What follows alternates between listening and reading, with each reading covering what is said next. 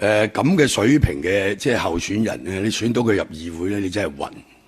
議會嘅議員就係要識講嘢啊嘛，係咪？英文叫 politics is talk。咁我咧就唔想攻擊咩人咧，啲人覺得我好有殺傷力。咁但係我又想即係同阿蔣小姐討論下國民教育。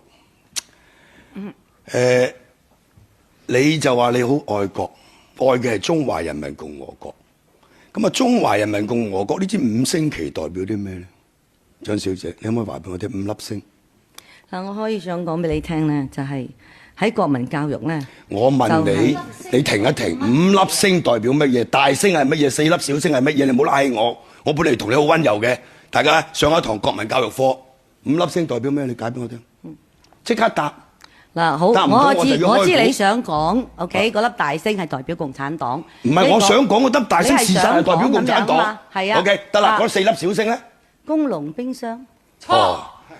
第一粒就係叫做工人，第一粒係農民，第三粒係小資產階級，第四粒係民族資產階級。你愛咩國啊，蔣小姐？係咪？你愛咩中華人民共和國啊？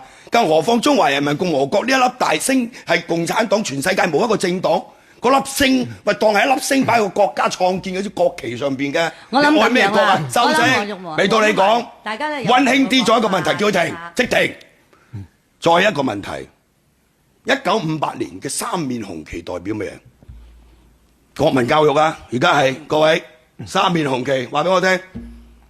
俾3秒時間你，1、2、3，唔識答。OK， 三面紅旗係人民公社總路線。同埋呢個大躍進，你而家成日講12、5計劃，就係第12個5年嘅即係規劃。三面紅旗1958年嘅第2個5年計劃，蔣小姐，你愛咩國啊？